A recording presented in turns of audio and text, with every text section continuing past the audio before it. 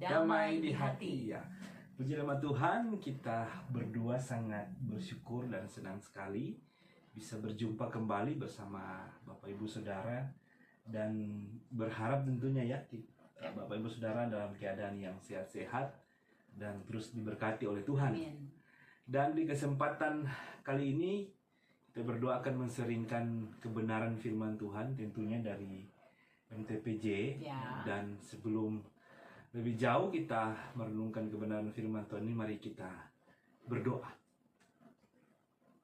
Tuhan Yesus yang baik, terima kasih Tuhan, oleh karena kasih dan anugerah Tuhan melayakkan kami untuk terus menikmati panggilan Tuhan dengan kasih setia Tuhan yang terus menuntun kami di dalam pelayanan yang Tuhan percayakan bagi setiap kami. Bapa di surga, kami bersyukur lewat media YouTube ini kami boleh pakai Tuhan untuk memberitakan Injil-Mu.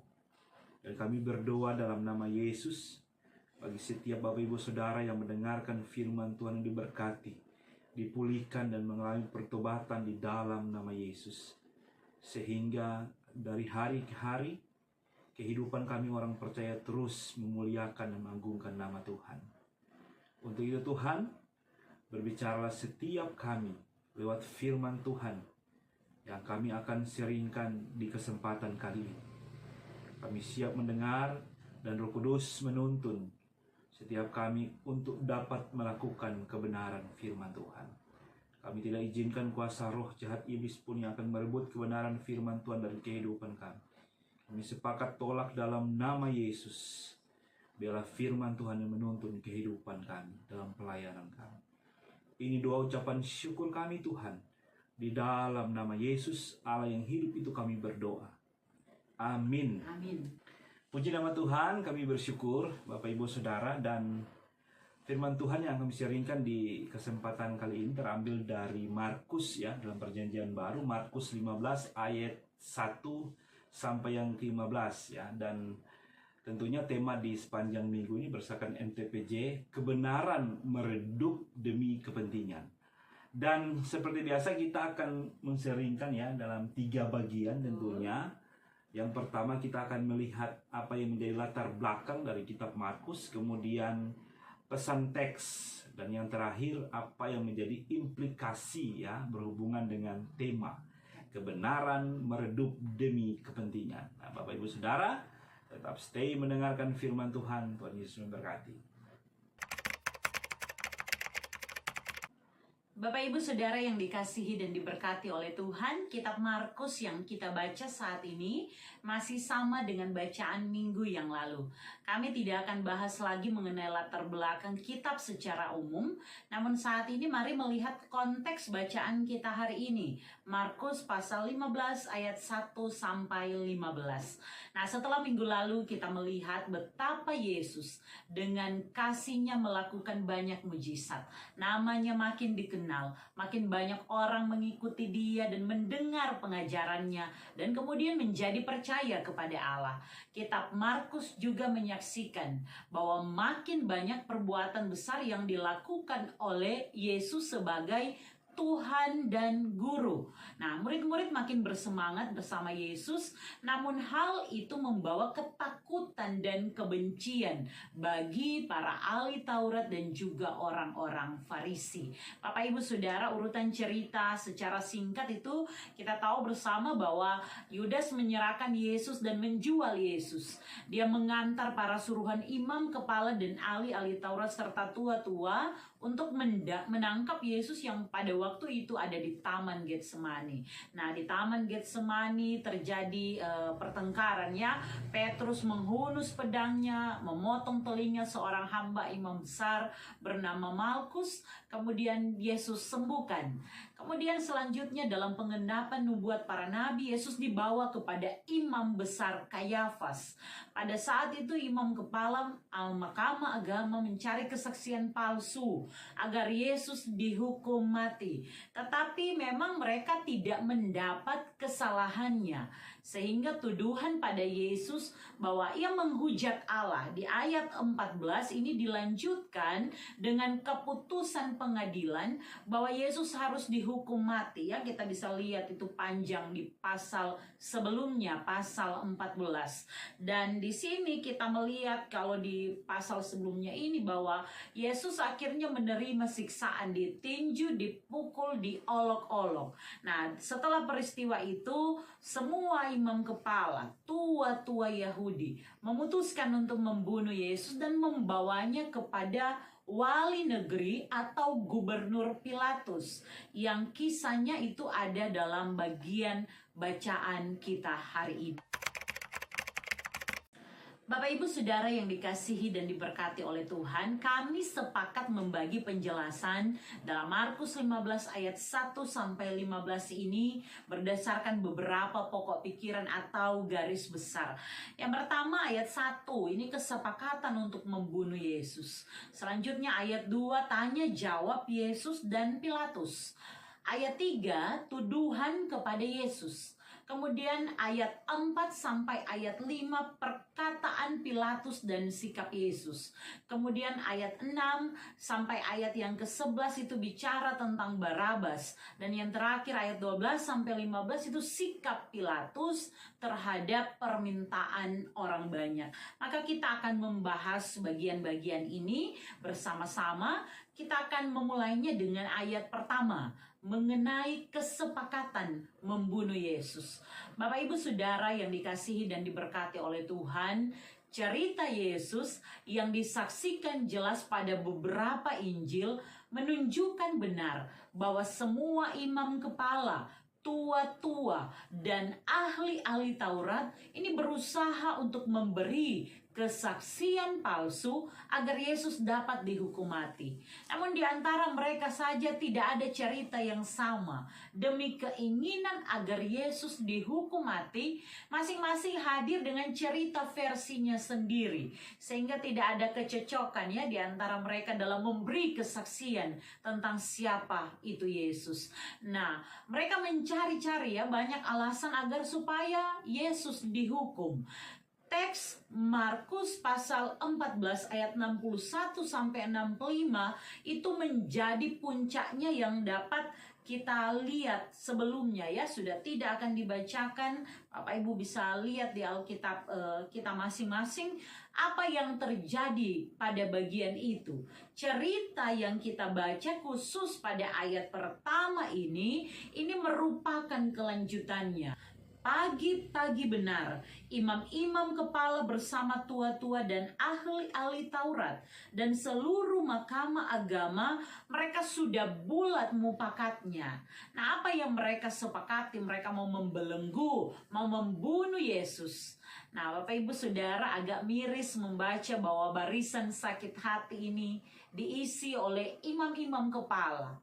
Mereka yang melayani, yang dari antara mereka saja kita tahu bahwa ini dapat ditunjuk menjadi imam agung kalau kita lihat di kamus Alkitab ya. Atau juga ada ahli-ahli Taurat, mereka yang mengajar dan menafsir perjanjian lama, khususnya kelima kitab Musa. Atau juga di antara mereka ada tua-tua atau pemimpin agama Yahudi. Mereka bersepakat untuk membunuh Yesus. Melalui bacaan ini dapat kita temukan cerita dusta yang disepakati menjadi tuduhan sudah sebahasa, sepakat ya mereka. Saatnya sekarang menyerahkan Yesus kepada yang dapat menjatuhkan hukuman mati. Maka mereka menyerahkan Yesus kepada Pilatus sebagai wali negeri atau gubernur di saat itu. Ibu Saudara, selanjutnya di ayat 2 mengenai tanya jawab Yesus dan Pilatus. Pada ayat ini dapatlah kita baca bahwa Yesus telah diserahkan. Kini dia ada pada posisi siap dihakimi dengan keadaan yang kala-kala kriminal hebat. Karena bukan cuma dibelenggu, bahkan dia digiring dengan penuh amarah setelah dipukuli ya, diolok-olok. Nah, pertanyaan Pilatus ketika bertemu dengan Yesus sebagai seorang yang siap dihakimi, "Engkaukah raja orang Yahudi?" Nah, ini sebuah pertanyaan yang muncul karena tuduhan bahwa Yesus mengklaim dirinya sebagai seorang raja. Dan dilihat dari apa jawaban Yesus, He did not say yes or no. Jadi dijawab bukan dengan kata ya atau tidak, tapi justru dijawab engkau sendiri mengatakannya. Ketika membandingkan bagian ini dengan Matius pasal 27 ataupun Lukas pasal 23 yang mengangkat cerita yang sama, maka jawaban ini dapat dikatakan sejajar atau membenarkan sendiri maksud dari si penanya atau bacaan kita, maksud pertanyaan dari Pilatus. Next, kita akan lihat ayat yang ketiga mengenai tuduhan kepada Yesus. Membaca ayat 3 ini membawa saya melihat bagian-bagian lain, yaitu betapa kuatnya tuduhan akan Yesus. Ini datang dari berbagai pihak dan semua adalah tuduhan yang mengada-ngada dan tidak benar. Mereka punya niat besar untuk membunuh Yesus. Ini membuat mereka sepakat untuk memutarbalikkan kebenaran dan mencari-cari celah dari semua perkataan Yesus untuk memuluskan tujuan mereka. Kebohongan saja bisa dilakukan dalam persidangan yang dipenuhi mereka yang adalah teladan umat. Nah, memang kalau niat jahat so ada, so masuk dalam hati, jadinya seperti ini ya, memutarbalikkan kebenaran. Bapak Ibu Saudara yang dikasihi dan diberkati Tuhan, selanjutnya mari kita melihat ayat 4-5 tentang perkataan Pilatus dan sikap Yesus. Pada ayat-ayat ini Pilatus sebagai pengambil keputusan yang juga pemimpin daerah, dia pasti biasa dengan kasus kejahatan. Dia di sini belum menemukan kesalahan Yesus. Apalagi memang Yesus hanya diam. Pertanyaan Pilatus didasarkan atas keingintahuannya. Siapa Yesus dan mengapa ya orang-orang Yahudi ini menuduh Yesus dengan perkataan Yesus mengklaim dirinya sebagai seorang raja dalam artian politik. Yesus menjawab ya atas pertanyaan Pilatus, tetapi dalam artian rohani. Namun Pilatus tidak memahami hal ini. Maka kemudian Yesus membungkam dan membuat Pilatus heran. Itu dicatat pada ayat yang kelima dari pasal 15 ini.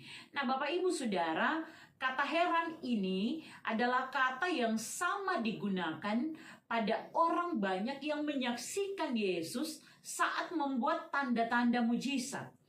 Kata heran ini secara teknis ini menunjuk pada kekaguman dan pengakuan akan keilahian dan kemesiasan dari Yesus. Sikap Yesus yang diam ini menyingkapkan bahwa Yesus mau menyatakan kemesiasannya. Itu yang sebenarnya sesuai yang dapat kita baca dalam nubuat kitab suci ya. Kalau kita lihat misalnya Yesaya 53 ayat 7 ataupun bagian-bagian lainnya. Dan bukan dalam artian politik, ini jadi garis besar ya, bukan dalam artian politik. Maka ia menolak menggunakan kuasanya ini untuk menghadapi lawan-lawannya. Kemudian dia juga memberi arti Yesus menerima keputusan untuk tetap dihukum karena dia mau taat pada kehendak Bapa. Kita sudah lihat ya bagaimana pergumulan yang terjadi di Taman Getsemani. Kemudian selanjutnya, Bapak Ibu Saudara, kita melihat ayat 6 sampai ayat 11. Ini mengenai Barabas dibahas pada ayat-ayat ini. Bapak Ibu Saudara, pada bagian ini kita bisa melihat sebuah adat kebiasaan yang terjadi pada masa perayaan. Kebiasaan untuk kesenangan orang banyak, sekalipun permintaan orang banyak itu adalah kejahatan. Selayaknya di bagian ini, orang banyak mendesak agar kebiasaan itu tetap dilakukan. Sekalipun jelas kebiasaan atau tradisi hari raya yang sedang mereka minta ini adalah sesuatu yang salah. Karena lebih menghormati hari raya daripada kebenaran. Mana mungkin ya orang yang bersalah, yang seharusnya dihukum, nggak apa-apa dihapuskan hukumannya, dibebaskan. Tetapi kembali lagi karena niat hati, ingin Yesus dihukum. Maka Barabas atau Yesus Barabas dalam Matius, ini nama Yahudi yang umum pada abad pertama. Nah, Yesus Barabas atau Barabas di bacaan ini juga dijelaskan sangat jelas pada 4 Injil semuanya. Dan dapat disimpulkan bahwa ia adalah orang jahat, dia adalah pembunuh, dia adalah pemberontak, dia adalah seorang penyamun. Dengan daftar kejahatan seperti itu, Barabas seharusnya dihukum. Namun ketika Pilatus menghadapkan 2 orang, yang satu Yesus Kristus yang benar, dan yang satunya Yesus Barabas atau Barabas yang jahat, kemudian melemparkan kepada orang banyak, mau pilih mana untuk dilepaskan. Pilatus mengajukan pertanyaan, dapat kita baca di ayat 9. Apakah kamu menghendaki supaya kubebaskan raja orang Yahudi ini? Nah, Bapak Ibu Saudara yang dikasihi dan diberkati oleh Tuhan, Pilatus tahu bahwa memang Yesus diserahkan karena dengki. Apa tuh dengki? Kebencian karena kelebihan dari Yesus. Sehingga Pilatus pun tahu bahwa Yesus ini orang benar. Dia berusaha untuk melepaskan Yesus. Kan dia tahu ini memang masalah dengki saja. Namun toh yang terjadi adalah saling hasut. Kalau di Manado bilang baku panas, baku bakar. Panggil massa, panggil orang-orang untuk bersuara, meminta Barabas saja yang dilepaskan. Tidak apa-apa dengan kebenaran asal Yesus disalibkan. Tidak peduli siapa Barabas dan betapa seharusnya Barabas menerima hukuman dari kesalahannya. Tetapi kedengkian besar itu yang dipaksakan. Suara bulat, teriakan, permintaan, Barabas minta dilepaskan bagi orang banyak. Bapak Ibu Saudara yang dikasihi dan diberkati oleh Tuhan Yesus, kemudian di ayat 12-15, sikap Pilatus terhadap permintaan orang banyak. Nah, pada bagian ini Pilatus yang mendengar desakan banyak orang, dia mengikuti kemauan mereka, namun tetap juga mau bertanya kepada orang banyak. Kita bisa baca di ayat 12-14.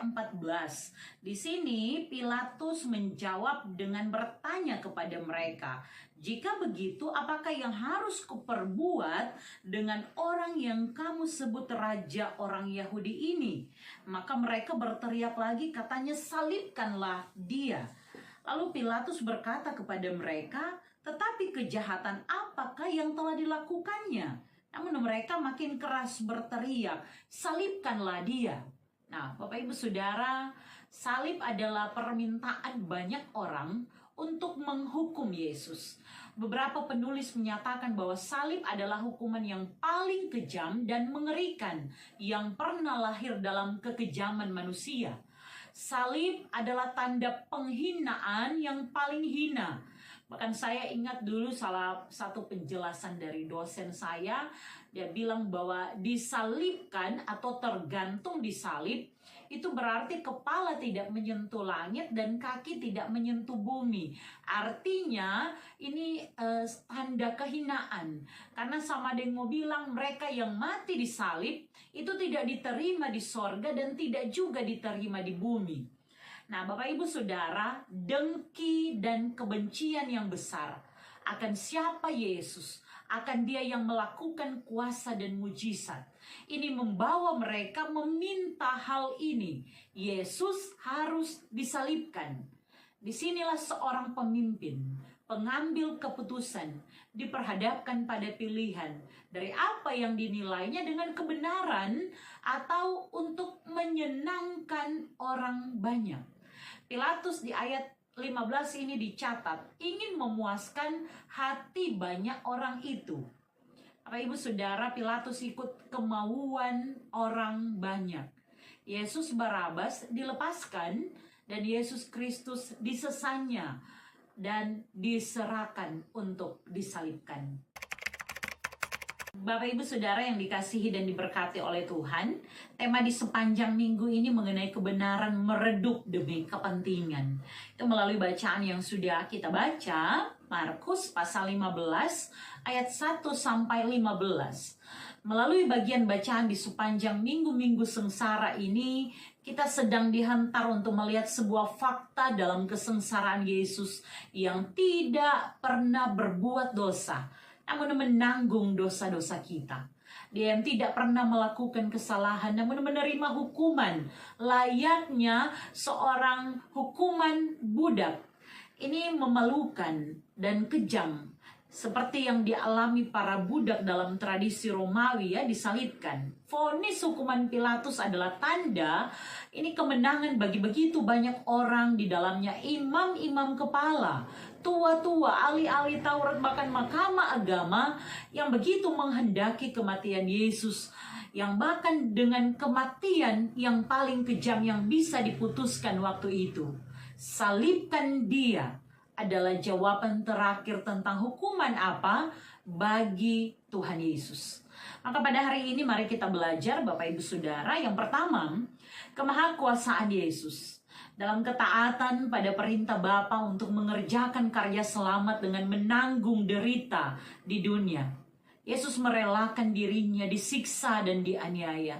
Di sini Yesus yang adalah Sang Mesias, yang adalah Tuhan dan Juru Selamat manusia, menunjukkan ketaatan yang tiada duanya demi kasih yang besar akan dunia cemar ini, karena kasihnya bagi kita. Sehingga momen Minggu Sengsara yang mengingatkan kita warga Gemim, mulai berturut-turut, ya, dari Minggu Sengsara pertama mengenai puasa diakonal, kemudian meratap tanda pertobatan, kemudian 2 minggu lalu kita bahas mengenai kebersamaan pelayanan berdasar kasih Kristus, kemudian baru saja kita mendengar hindarilah dendam. Nah, semua ini bermuara pada pengakuan bahwa tidak ada kasih seperti kasih Yesus di dunia ini. Kasih yang memungkinkan kita membangun hidup rohani, yang mau berkorban buat orang lain, berdiakonal, ya, puasa diakonal. Kemudian bagaimana menghidupi pertobatan, bagaimana melayani dengan kebersamaan, dan juga bagaimana tidak menyimpan dendam sekalipun disakiti. Semua itu hanya dapat dilakukan saat kita mengalami Yesus dalam kehidupan kita. Selanjutnya yang kedua, dengki atau marah kalau orang lebih baik itu bukan nanti sekarang. Di sini kita melihat bahwa imam-imam kepala, para penguasa, mereka semua dengki dengan Yesus yang namanya makin tersebar. Kedengkian yang membawa pada fitnah, kebohongan, tuduhan palsu, sampai kasih-kasih panas orang, sampai meminta yang tidak masuk akal. Masa biar juga penjahat lepas, asal yang dibenci ini dihukum mati. Tapi inilah realita dari kejahatan itu sendiri. Bukankah dalam hidup kita ini, kita juga menemui tipe-tipe pendengki yang mau lihat kalau orang lain lebih bahagia, orang lain lebih senang, orang lain lebih berhasil, lebih dipilih, lebih diutamakan, lebih dihargai. Nah, sikap dengki ini akan selalu membawa pada kejahatan lainnya. Tapi Yesus memberi teladan, dia membalas dengki dengan kasih. Bagaimana dengan kita? Apakah kita sedang dikelilingi orang-orang yang dengki dan mengharapkan kejatuhan kita? Ramanjo lebih semangat dan buktikan bahwa kita ini milik Tuhan yang tidak akan tumbang dan kalah dengan kejahatan. Namun kita siap mengalahkan kejahatan dengan kebaikan. Sebaliknya, kalau orang masih jam mendengki pak orang lain, masih suka ndak tenang lihat orang senang, suka terpukul lihat orang diberkati lebih, suka kecewa saat kapan dia lebih dipedulikan, lebih diutamakan, lebih dipilih, lebih disanjung daripada saya, maka minta ampun Pak Tuhan. Mau sampai kapan simpan sampah di dalam hati? Karena kedengkian ini sama dengan sampah, yang tidak ada guna, ya. Mau sampai kapan membandingkan diri kita dengan orang lain? Justru sebagai anak-anak Tuhan, kita harus hidup dalam kebersamaan, mau saling mendukung, dan mengapa tidak, mau belajar dari kelebihan orang lain. Yang ketiga, ini yang terakhir Bapak Ibu Saudara, sebagai pemimpin, sebagai hamba-hamba Tuhan, sebagai umat pilihan Tuhan. Saat tahu kebenaran, jangan sampai karena kepentingan layaknya pemimpin dalam bacaan di saat ini yang melihat Yesus saingan dan ancaman, justru kita ikut membenarkan yang salah. Jangan karena cari aman di pelayanan kong iko-iko jo biar so salah. Iyo jo, walau yang didengar itu menyesatkan. Asal doi aman, asal jabatan aman, asal nama aman, asal kita dapat jabatan, asal kita dapat kekuasaan, boleh menghalalkan semua cara termasuk memutarbalikkan kebenaran yang jelas-jelas sudah kita tahu. Kemudian kita terjebak ya, akhirnya mau menebar fitnah, kebohongan, menjadi pura-pura bodoh demi mengubah hitam jadi putih. Ampunilah ya Tuhan. Sebagai hamba Tuhan, kami mau mengingatkan bahwa Tuhan tidak pernah tidur. Dia kenal betul siapa kita. Jangan redupkan kebenaran karena kepentingan kita. Seperti tema di sepanjang minggu ini, kebenaran meredup demi kepentingan. Bicara kepentingan berarti bicara ada kepentingan pribadi, kepentingan organisasi, dan kepentingan banyak orang. Jangan sampai karena kepentingan pribadi kita menghalalkan segala cara demi kita sendiri. Tapi mari utamakan kepentingan banyak orang. Bahkan juga jangan sampai ada kepentingan organisasi yang bisa saja tahu ini dipenuhi obsesi dan ambisi segelintir orang. Tapi sekali lagi mari lebih utamakan kepentingan banyak orang dan demi kemuliaan nama Tuhan. Bapak Ibu Saudara, kebenaran adalah kebenaran. Tidak ada sedikit benar atau hampir benar dalam sikap hidup kekristenan yang telah ditebus. Pastikan kebenaran tetap menyala, tetap ditegakkan, tetap dinyatakan dengan berani apapun resikonya. Kasih karunia Allah yang membenarkan kita akan menuntun kita dalam menghayati minggu-minggu sengsara ini. Maka akhirnya Bapak Ibu Saudara, Tuhan Yesus memberkati kita semua. Nah, Bapak Ibu Saudara, itulah perenungan kebenaran firman yang dapat kita sampaikan ya. Dan kami yakin dan percaya Bapak Ibu Saudara diberkati oleh firman Tuhan ini, dan Roh Kudus pasti akan memampukan untuk melakukan kebenaran firman Tuhan dalam kehidupan sehari-hari, dalam keluarga pribadi maupun dalam pelayanan. Dan waktulah yang akan memisahkan kita akan berjumpa nanti di minggu depan ya. Dan sebelum kita menutup rangkaian perenungan firman Tuhan di kesempatan kali ini, silakan berhenti untuk berdoa. Bapak Ibu Saudara yang dikasihi dan diberkati oleh Tuhan, mari kita berdoa. Bapa, di dalam nama Tuhan Yesus kami berterima kasih. Engkaulah Tuhan dan Juru Selamat satu-satunya dalam kehidupan kami. Terima kasih Tuhan karena Engkau beri kami kesempatan untuk merenungkan firman-Mu, untuk mendengarkan firman-Mu. Sehingga melalui media YouTube ini kami sungguh percaya bahwa setiap kami diberkati oleh Tuhan dalam perenungan kami di sepanjang minggu-minggu sengsara ini, tapi juga dalam kehidupan kami sebagai anak-anak Tuhan. Terima kasih Tuhan, kami mau belajar untuk taat pada perintah dan ketetapan Tuhan. Maka Roh Kudus tuntunlah kehidupan kami, beri kami hikmat dan kebijaksanaan untuk terus melakukan apa yang baik sebagai respon syukur kami untuk setiap kebaikan Tuhan yang sungguh tidak dapat kami ucap dengan kata-kata. Terima kasih Bapa di sorga. Kami berdoa untuk semua pendengar yang dalam keadaan sakit, Tuhan sembuhkan dan pulihkan. Yang dalam pergumulan karena masalah ekonomi, karena masalah dalam keluarga, maupun karena berbagai pergumulan, kami mau perkatakan dalam nama Tuhan Yesus, biar ada jalan keluar, ada pemulihan, ada kekuatan dalam nama Tuhan Yesus. Sehingga dengan iman yang teguh, yang tidak mudah diombang-ambingkan, pengharapan kami hanya di dalam Tuhan. Ia akan menolong kami untuk menjadikan setiap tantangan pergumulan sebagai batu loncatan bagi kami untuk semakin berkemenangan di dalam Tuhan. Terima kasih Bapa di sorga, diberkati dunia tempat kami tinggal. Maka dalam pergumulan bersama untuk saudara-saudara kami yang ada di Rusia dan Ukraina, Tuhanlah yang akan menolong, sehingga setiap pemimpin yang mengambil kebijakan akan mengambil kebijakan dengan mengutamakan kepentingan rakyat yang ada untuk hormat dan kepujian nama Tuhan.